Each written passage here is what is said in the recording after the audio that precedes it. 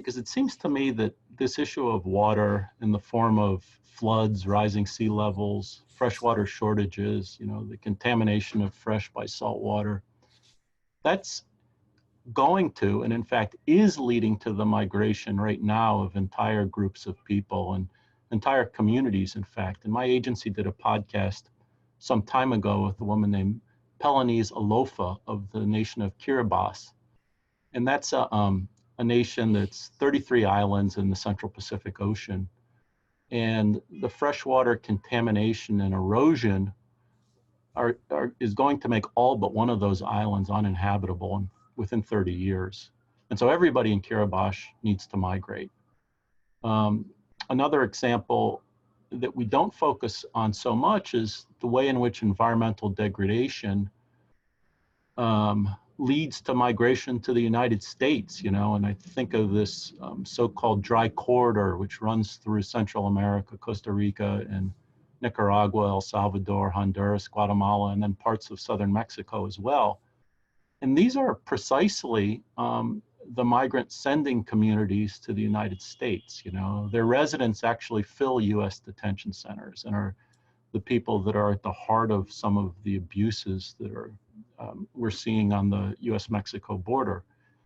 And kind of another important point from our literature anyway is that, and I'm thinking of a major UK study on migration and environmental change, is that it's the very marginal and the poor that are far more likely to have to stay during slow onset environmental changes as their lives become more perilous. And then when disasters come, natural disasters come, we'll have to flee, but in an unregulated, unsafe way. And just in general, to lose everything in the process. So I wonder, I guess it's a two-part question, kind of a point too. What can be done to address this challenge, but also what can be done to educate people to the connectedness of a lot of these issues? They look at migration, for example, but generally people don't think about environmental change or water when they think about migration, but these things are all very connected right now. I agree with you that we need to find ways to name and address these social injustices that all our sisters and brothers are suffering. We could say that the persons you named, just on our southern border, are our neighbors. And how we're treating our neighbors. They are literally our neighbors. Mm. It's not sufficient to be aware. We need to support them, whether they are individuals, families, children, their communities, and we need to be aware of their immediate needs, food, water, the ways in which they migrate because they cannot grow coffee anymore because of climate change, because there's no water, and they have no way in which they can find ways to survive as they were doing until a few years ago. If we want to promote their development, we need to find ways in which we empower them.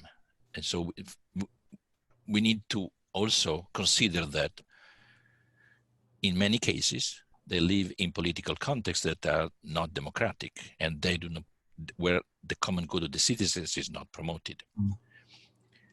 If, again, we look at what Pope Francis in Laudato Si is presenting to us, we could call this approach that is attentive to the persons and their needs, what's happening to their land, what's happening in their political, cultural, and religious context. For Pope Francis, this approach is an integral ecology. All dimensions of human, social, cultural, and religious life require our attention and require our care. Mm. And we are talking from one of the richest countries in the world. And to us, Pope Francis is telling that we need to reflect critically on what we are doing or what we are omitting of doing.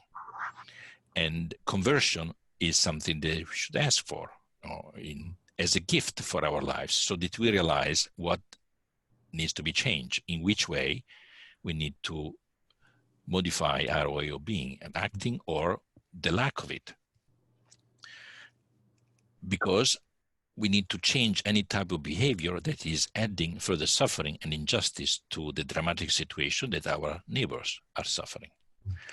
Then, anthropologically, we could also say we are all migrants.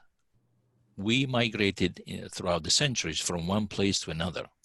And so what we think is the situation of others that we separate from us, in the reality is who we were maybe a few decades ago, maybe a few years ago, maybe a few centuries ago. But is a sort of anthropological characteristic of humankind, that humankind moves. We are people on the move. In terms of best practices, what seems can help us to recognize in the other someone who is like me, and see the way in which, in caring for the other person, I am caring for myself and I'm caring for the place in which we live. What it seems to be, you can tell me if it is part of your experience too, it is essential that we hear the stories of those who are suffering, of those who are migrating, of those who need to flee because of political instability or because of drought or lack of working opportunities. And even more than simply hearing the stories, we need to see them. We need to be face to face with them. So we need to put a face, a voice to the other person, so that it's not simply something that is distant from us, that doesn't affect us, but it's something that touches us profoundly. So if you want, the presupposition is that we have a good heart and it needs to be only touched. And it is by this encounter that we'll be able to see that we cannot let the other, outside, building a wall, separating them from us.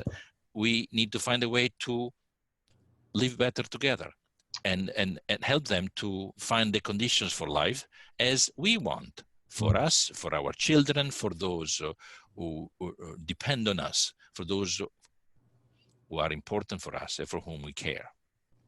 Yeah, I mean, I totally agree with you. I think that the central insight is, and the central need is empathy towards others. And however you develop that empathy, whether you recognize that migration is a timeless human phenomenon, that our ancestors did it, our grandparents did it, that we may be doing it in the future ourselves, The refugees that you see today didn't think that they were ever going to be refugees, that they were ever going to be migrants, for example.